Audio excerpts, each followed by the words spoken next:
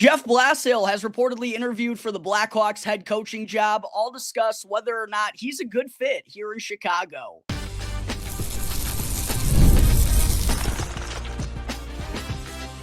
You're Locked On Blackhawks, your daily podcast on the Chicago Blackhawks, part of the Locked On Podcast Network, your team every day.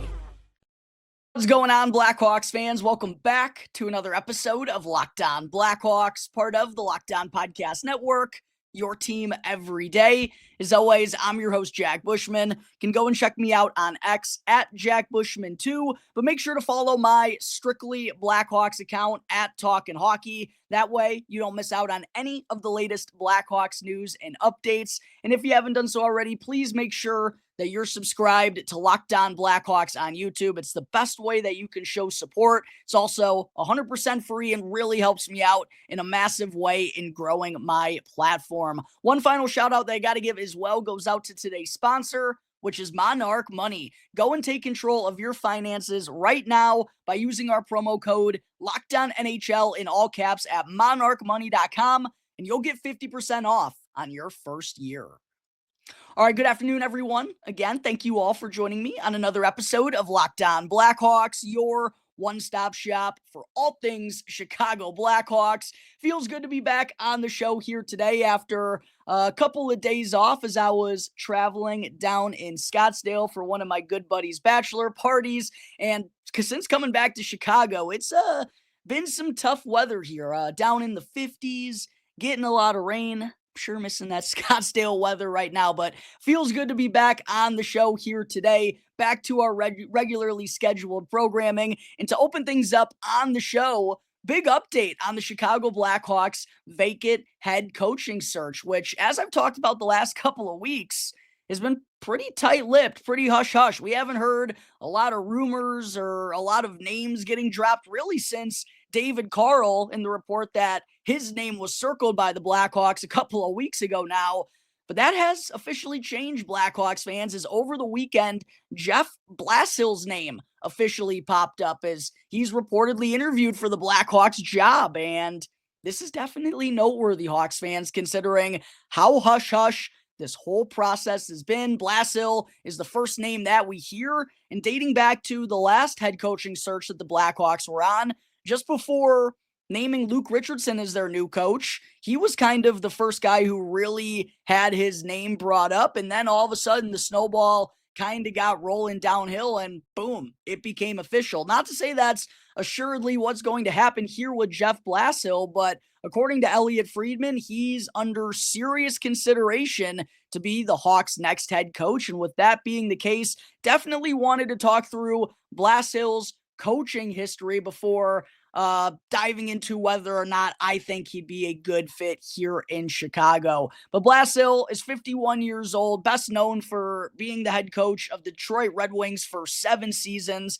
is currently serving as the assistant for the Tampa Bay Lightning under John Cooper. I know there were some Hawks fans wondering if John Cooper was going to have his name on the free agent market this summer. We know that's not expected to be the case. And with that being the situation, why not? If you can't go and get John Cooper, why not go and get his assistant? And I know that's been something that's been thrown out there already in the Blackhawks Twitter community with Jeff Halpern. I never really thought that was all that serious considering he doesn't have a ton of experience, but there definitely is more weight for a guy like Jeff Blashill because of all the coaching experience that he has. He's been serving as a coach since 1998, 1999, once his playing days came to an end as a goaltender. He actually got his first job at his old college stomping grounds with Ferris State, where he served as an assistant coach for 3 years before taking on the same role at Miami University. His real breakthrough, though,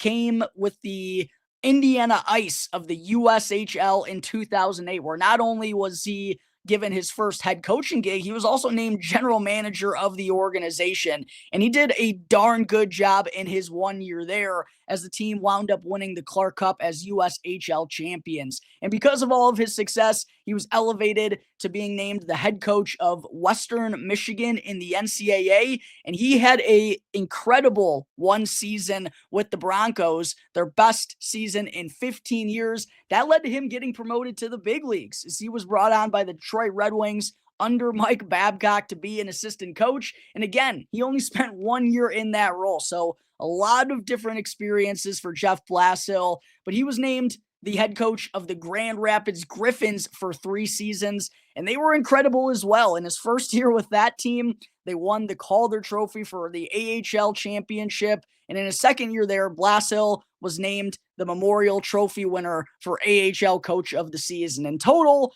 3 years as an AHL bench boss, the Griffins went 134, 71 in 23. So a pretty illustrious resume leading up to Blashill getting his first head coaching gig in the NHL with the Detroit Red Wings in 2015-2016. And things started off pretty swimmingly for Blashill and the Wings as the team finished third in the Atlantic Division that year, going 41-30-11, qualifying for the Stanley Cup Playoffs. They did get bounced in the first round, losing in 5 games, but a promising start to his Red Wings tenure. But unfortunately, things were never the same for Blashill and the Wings, as that was the only season, not only that they qualified for the Stanley Cup playoffs with him being their head coach, but it was also the only year in which they won 40 games, and 5 of the next 6 seasons, they finished in the bottom 3 in the division, and they only won more than 33 games one single time. So a tough first head coaching gig for Jeff Blashill, wound up being fired by the Detroit Red Wings, and since then joined on with the Tampa Bay Lightning next to John Cooper as an assistant. So as far as whether I believe Jeff Blashill would be a good head coach for the Blackhawks, would he be a good fit here in Chicago? I know the reaction to this news of Blashill being reportedly under serious consideration and being interviewed by the Blackhawks hasn't really been received all that well by Hawks fans because of the disappointing head coaching tenure that Blashill had with the Red Wings. But I honestly think he would be a pretty decent fit here in Chicago. He's not someone who I had at the top of my board. I don't think he's an absolute slam dunk type of hire, but I definitely don't think he's as bad as some Blackhawks fans are making him out to be. Look, the failure in Detroit, I wish it would have gone differently for Jeff Blashill, although if it did, who knows if he'd even be in this position getting considered for the Blackhawks job. But he's not solely to blame for everything that's gone wrong with Detroit. I mean, Steve Yzerman and his entire plan certainly deserve to be critiqued. Now, I'm sure there are some things that Blashill necessarily didn't handle the best or do 100% properly in his first head coaching gig, but I don't think it would be an absolute disaster for him to be the Blackhawks' next head coach. And he also is someone who's very familiar with a rebuild, very familiar with young players, which, as I've talked about on the show, Kyle Davidson made clear is very instrumental in the Blackhawks' decision of who their next guy is going to be. Blashill has a lot of that experience, not only in his time with Detroit and a lot of young players there, but also his past time in the AHL, 3 really strong seasons, winning at that level, also serving in a developmental type of situation. He has experience coaching at the NCAA level, even if it was only for 1 season. He was also an assistant for 5 or 6 years in the NCAA, head coaching experience in the USHL. And I think the biggest thing to reiterate here, Blackhawks fans, is with David Carl not being on the market, he re-signs with Denver. I'm sure the Blackhawks and a lot of teams made strong pitches to Carl, and it surprised me that he went back, but seems like he's pretty comfortable there, and just unfortunately for us Blackhawks fans, seemingly didn't want to leave. Mike Sullivan elected to go to the New York Rangers because I think that's just more of a win-now type of situation, and he also has ties to that franchise. That, I think, leaves the Blackhawks in a situation where there aren't really any slam dunk type of hires. There's no John Cooper. There's no Jared Bednar, right? So I would understand going with a guy like Jeff Blashill because, as I've outlined, I really do believe it would be a failure for the Blackhawks. It would be so disappointing for Anders Sorensen to be the interim head coach again this season. As I've outlined, I don't think it would be the worst thing in the entire world, but I do believe Jeff Blashill would be a step up over Anders Sorensen. He has far more experience, both as an assistant, just at the pro level in general, and actually being a head coach. Definitely an improvement over Anders Sorensen, even if Blashill isn't that slam dunk type of hire. My one kind of concern about naming Blashill the next head coach is I'm not convinced that he would be the 100% head coach of the future here in Chicago. And I'd be very curious to see what kind of term he would get on that contract, how Kyle Davidson kind of views Jeff Blashill and the situation the Blackhawks are in with their head coaching job, just because, like I outlined, there really isn't that slam dunk type of guy. And I'm sure the Blackhawks clearly like Jeff Blashill enough to have him in the situation, but David Carl was the guy who they had circled. It wasn't Jeff Blashill. So I just wonder how that kind of changes things in terms of their perspective. And if they do hire Jeff Blashill, what kind of contract he would be getting here. As far as how I feel about Blashill, I think the Blackhawks could have done better this offseason, but I really do believe they could have done worse. And I think bringing back Anders Sorensen as the interim definitely would be worse than naming Jeff Blashill. So those are kind of my thoughts on Blashill. Again, nothing is confirmed at this point in time, but there are a lot of similarities to when Luke Richardson was hired a handful of years ago by the Blackhawks as well. Hit me up in the comment section down below. Let me know your thoughts on Blashill, whether or not you feel he would be a good head coach here with Chicago. Couple of years spent with John Cooper after, I know, a lackluster tenure, with the Detroit Red Wings. But I do really feel like he got a lot of good experience with that Red Wings organization. And because it was a situation similar to what the Blackhawks are in right now, I think that could be intriguing to general manager Kyle Davidson. Make sure to let me know in the comment section below your full thoughts on Jeff Blashill. But stick with me for segment 2 here in just a moment, Blackhawks fans, as I'll dive into some thoughts on the Stanley Cup playoffs as we've officially reached the conference finals. But first, though, I do got to talk to you all real quick about Monarch Money. Do you ever check your bank account and wonder, where did all my money go? Between dining out, online shopping, and entertainment, it's real easy to lose track. But that's where Monarch Money comes in. Your personal CFO giving you complete visibility and control over your finances. And Monarch Money isn't just a budgeting app. It's a complete financial command center so that you can track all of your accounts, investments, and spending all in one place and stop just managing your money and start building wealth. And what I personally love about Monarch is that instead of juggling multiple financial apps at the same time, you can just use Monarch to check your finances, track your spending, and even plan your long-term goals. So go and take control of your finances right now with Monarch Money by using our promo code LOCKEDONNHL in all caps at monarchmoney.com, and you'll get 50% off on your first year. Again, that's monarchmoney.com with our code LOCKEDONNHL in all caps to get 50% off on your first year. Segment 2, with the Stanley Cup playoffs reaching the conference finals. We're now down to only 4 teams. Definitely wanted to take a look at my bracket, talk things through, and just get into some playoff conversations as we're getting down to the nitty gritty here in the Stanley Cup playoffs. First off, though, my bracket took an absolute beating in the second round after looking really good in round 1. I had a lot of things go my way. Not a perfect bracket after the first round. I did have a couple of series wrong. Stupid me. Stupid me. Picked the Tampa Bay Lightning to beat the Florida Panthers. To be fair, the Lightning had a really good run going into the postseason. The Panthers did not. They were also a little bit banged up. A lot of new pieces coming in, although I knew those pieces were guys that could help them in the most meaningful time of the year.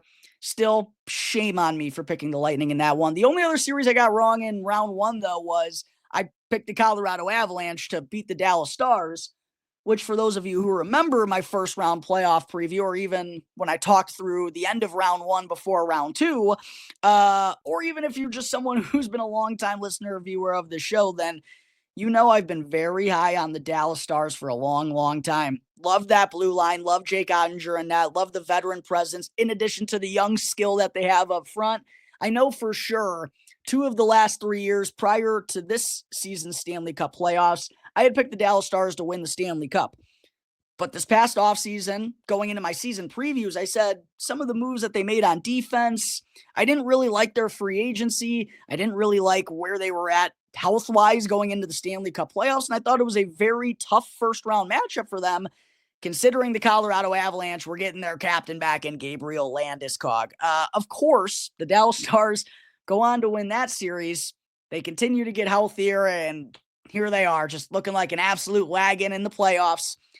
And I don't have them this season. It's very, very discouraging. And not only do I not have them, they knocked out my Stanley Cup champions in round 2. So I guess we'll just start there. The Winnipeg Jets and the Dallas Stars stinks. See my Stanley Cup champions exit in round 2, especially after how they got it done in round 1. The comeback Jets down 2 goals with under 2 minutes to go in Game 7. Cole Perfetti, and then to go and get the overtime winner, get the series victory despite all the hiccups that Connor Hellebuck was having in net. I really thought that was going to light a fire under these guys going forward in round 2, but they lose Game 1 on home ice. That really seemed to turn the tides of the series. They even things up in Game 2, but weren't able to steal one on the road in Dallas. Fall behind 3-1 to this group, even if, they do have a couple of new pieces. Mikko Rantanen's obviously going bonkers. Can't fall down 3-1 to this group and expect good things to happen. I'll give the Jets credit. They battled to win Game 5, made it close in Game 6, but ultimately get their hearts broken along with mine in overtime, 2-1. Definitely feel for Mark Scheifele and everything he's going through right now, losing his dad. Definitely feel for Connor Hellebuck, as it was another year of postseason disappointments, despite being a Hart Trophy finalist. I really thought this was going to be the Jets year, but not to be. And the Dallas Stars look like an absolute wagon. Then my bracket didn't go any better in the other matchup in the Western Conferences. I thought Vegas's depth was going to take care of the Edmonton Oilers, but that wasn't the case either, as Edmonton steamrolled through the Golden Knights in 5 games. Definitely didn't help that the Knights were so banged up. Aiden Hill wasn't looking good in net. And then miraculously, Stuart Skinner comes back in and pitches back-to-back shutouts to close out the series. That's a scary thought for the Dallas Stars. If the Edmonton Oilers get a drop of goaltending, they absolutely have a chance in that conference final. So a disappointing second round out in the Western Conference for yours truly. And it really didn't go all that much better for me in the Eastern Conference because not only did I lose my Stanley Cup champs in the West, I lost the team I had reaching the Stanley Cup in the East as well, with the Washington Capitals. And this was probably another shame on me type of decision here, Blackhawks fans, because I probably should have recognized that the Caps' lack of speed, I mean, they have like no speed. I probably should have recognized that as a very, very evident problem going into this series with Carolina Hurricanes group. That is, despite my disdain that I have for them as an organization, I always say I don't like their front office. I don't like how they go about things. I don't necessarily, not even necessarily, I don't really like their fans whatsoever. I have so much respect for Rod Brind'Amour, truly one of the best coaches in the NHL, like structure-wise. He knows what he's doing out there, and it's a shame that the organization can't get superstars to stay there. But I probably should have saw the Canes locking up the Washington Capitals because of their lack of speed. I probably should have seen that coming, although I don't think anyone would have expected the Canes to go and blitz the Caps in 5 games like they did. So there goes my Stanley Cup champs. There goes the other team I had in the Stanley Cup final. Not a very good round 3 for yours truly whatsoever. Or round 2, I guess I should say. All 4 rounds, I predicted incorrectly. I obviously had the Tampa Bay Lightning meeting up with the Toronto Maple Leafs in the second round series, but I did have the Leafs getting it done in Game 7. Why would I do that? Why would I do that when they've lost how many Game 7s in a row? 6 Game 7s in a row? And what a way to do it, Toronto. You seriously always find a way to one-up yourself. My freaking goodness. 6-1. You get waxed 6-1 on home ice in your last 2 games of the season. Game 5 and Game 7. You blow a 2-0 series lead up 3-1 in game 3, lose game 3 in overtime. Oh my goodness, Toronto. Only you could do it like this. Oh my goodness. The Florida Panthers, again, shame on me. How did I not think this group of rats, after getting Brad Marchand, who's been absolutely incredible, how could I not expect the Florida Panthers to go on this type of run? How about Seth Jones? How about Seth Jones in that Game 7, Blackhawks fans? I know there are a lot of Hawks fans who didn't think all that highly of Seth. Sure looked like a top pairing defenseman in that Game 7. I'm going to leave it at that. As far as my predictions for the conference finals, not that they really matter all that much because my second round was terrible. My bracket's absolutely cooked. I'm going with the Dallas Stars in 6 games. They're probably going to win the Stanley Cup just despite me because, of course, that's how these things go, Blackhawks fans. I've been doing this for too long. Dallas gets it done in 6 games over Edmonton, and I'm going with the Rats. The Florida Panthers getting it done in 6. I don't have respect for the Canes, but I'm not going to count them out. However, I just think Florida's got all the experience in the world. What I will say is they've been through some battles, and the Carolina Hurricanes are definitely going to be the fresher squad going into that matchup. But I'm going to stick with the size, the skill, and the experience that the Florida Panthers have, giving us a Stars and Florida Panthers Stanley Cup matchup. Will be really interesting, considering the Leafs are now knocked out.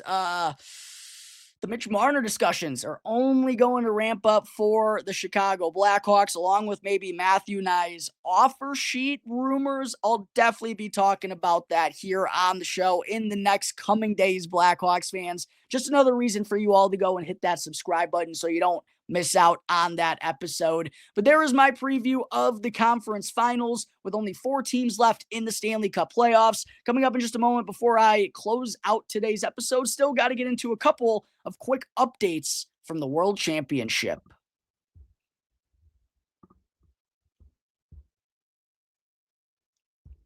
Back here on the Locked On Blackhawks podcast, part of the Locked On Podcast Network, your team every day. As always, just want to say thank you to everyone for making Locked On Blackhawks your very first listen here to start off your day. Now, for your second listen, please make sure to go and check out the new Locked On NHL Game Night. Every game, every night, up until a Stanley Cup champion is crowned, get local analysis on a national scale with Locked On NHL Game Night, which you can now find on YouTube or wherever you may be listening to your podcasts. Segment 3, the quarterfinals for the 2025 IIHF Men's World Championship is officially set. So we're now down to 8 teams left in the tournament fighting for the gold medal. Definitely wanted to get into some updates with the tournament about to get real serious. First, got to start with the United States and my boy, Frank the Tank Nazar, who had a huge performance today to help the United States come back and beat Czechia 5-2. 2 goals, both in the third period for Frank Nazar, including the game-tying goal to even things up 2-2. And then, oh yeah, he got the game winner as well just a couple of minutes later, both on nifty little redirects out in front of the net.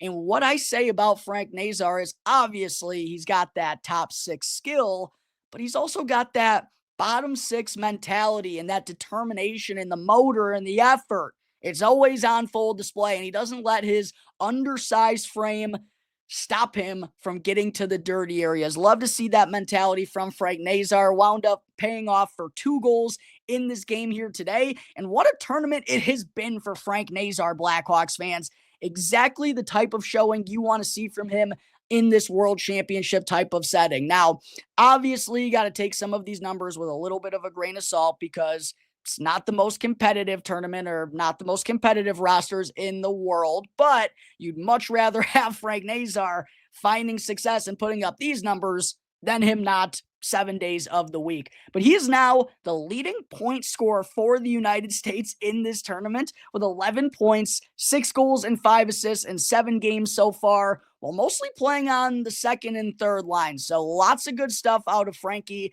And I also think it's noteworthy considering I don't know how much it's going to mean in terms of performances here at the World Championships for next year's Olympics. It's going to be a very competitive roster, and Frank Nazar would have his hands full to try and make that team, but getting the opportunity and thriving in it definitely has to count for something. So love to see this out of Frank Nazar so far. But up next for Team USA on Thursday, they'll be in the conference finals of this tournament, taking on Teuvo Teravainen in Finland, which should be a very fun matchup. But for the United States, by the way, they finished second in Group B, going 5-1-1-0 in their 7 preliminary games.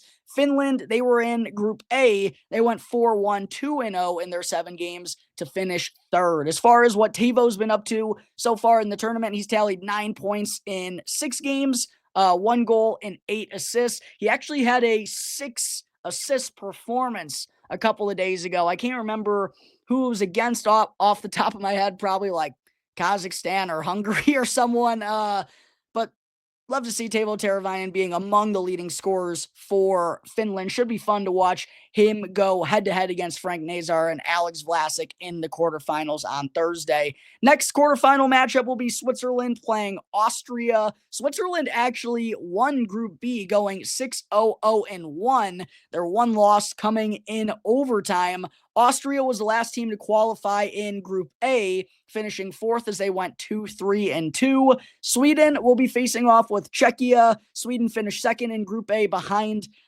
Canada, going 6-1-0-0. And then Czechia was 3rd in Group B behind Switzerland in the United States.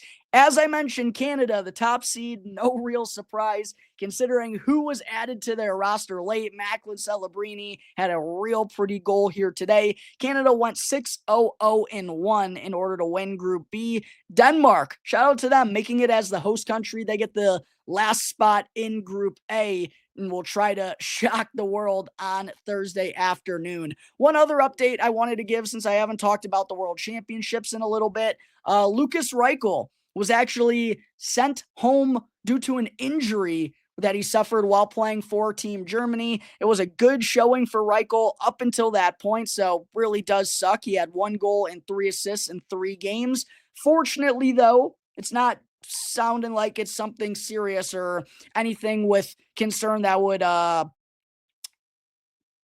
jeopardize his timeline for training camp or getting ready for next year. Sounds like it's going to be a minor injury, but was enough to have Lukas Reichel's tournament come to a close. But there is the latest updates we have out of the World Championships, with only 8 teams remaining fighting for the gold medal. Again, Frank Nazar in the United States taking on Teuvo Teravainen in Finland on Thursday. But that's going to wrap up today's episode of Locked On Blackhawks, everyone. As always, thank you all again for joining me on the show. Be sure to go and subscribe to Locked On Blackhawks on YouTube. Follow Locked On Blackhawks for free wherever you may be listening to your podcast as well. That way you can get all of the latest episodes as soon as they're uploaded each and every day. I'm your host, Jack Bushman. If you don't already, check me out on X at JackBushman2 and follow my Strictly Blackhawks account at Talkin' Hockey so you don't miss out on any of the latest Blackhawks news and updates.